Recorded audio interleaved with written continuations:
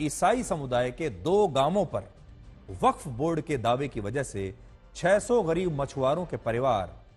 डर के साए में जी रहे हैं और इन लोगों को यह डर है कि जिस जमीन पर वो 100 वर्षों से रह रहे हैं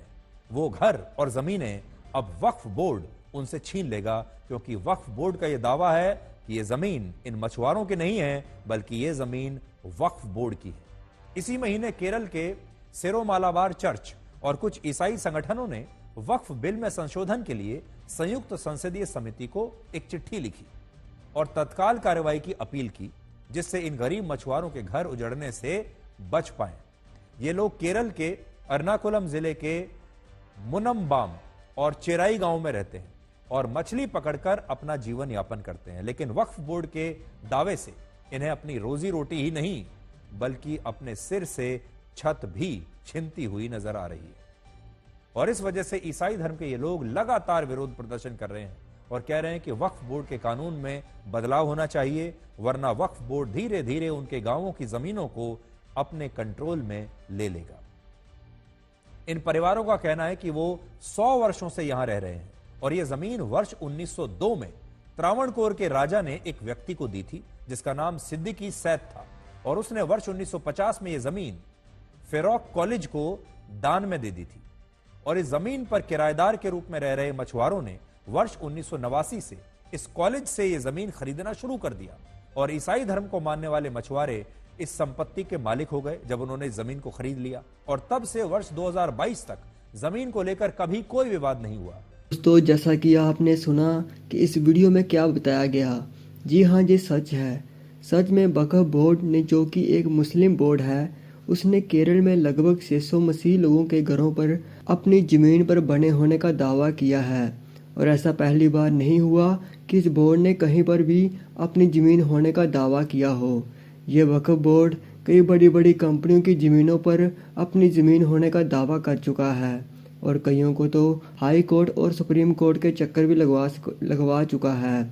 इतना ही नहीं, ये सब होने के पीछे और इस वक्फ बोर्ड को, जिसके बारे में आप शायद जानते ही होंगे, जो कि काफ़ी सुर्खियों में है, इसे इतनी ज़्यादा आज़ादी देने वाली सरकार कोई और नहीं बल्कि कांग्रेस की सरकार है, जिन्होंने 2013 में एक संशोधन करके इस बोर्ड को इतनी ज़्यादा आज़ादी दी कि कहीं पर भी भारत में ये अपनी ज़मीन, यानी कि इनके मुस्लिम मजहब से संबंधित होने का दावा कर सकती है। और दोस्तों, इसी के कारण आज इसका खामियाजा केरल के 2 गांवों में रहने वाले 600 क्रिश्चियन परिवारों को भुगतना पड़ रहा है, जिस कारण आज उन्हें वहां पर इसके खिलाफ शांतिपूर्वक प्रोटेस्ट भी करना पड़ रहा है। और दोस्तों, जब मैंने ये खबर सुनी तो मुझे बिल्कुल भी अच्छा नहीं लगा,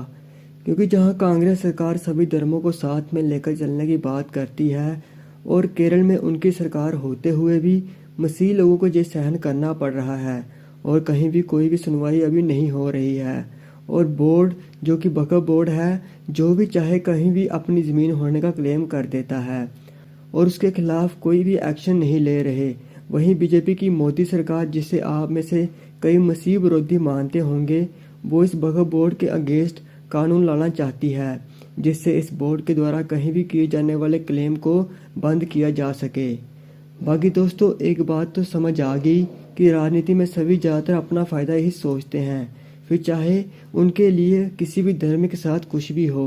उन्हें कितने भी बड़े बड़े झूठे वादे क्यों ना करने पड़े। बाकी मैं तो सभी पॉलिटिकल पार्टीज़ को एक समान मानता हूँ, मुझे इनका समर्थक नहीं बनना और ना ही इसमें कोई मुझे इंटरेस्ट है। वहीं बस मैं इतना कहूँगा, आप सभी हमारे केरल में रहने वाले सभी मसीह 600 परिवारों के लिए प्रार्थना ज़रूर करें ताकि इन्हें बेघर ना होना पड़े,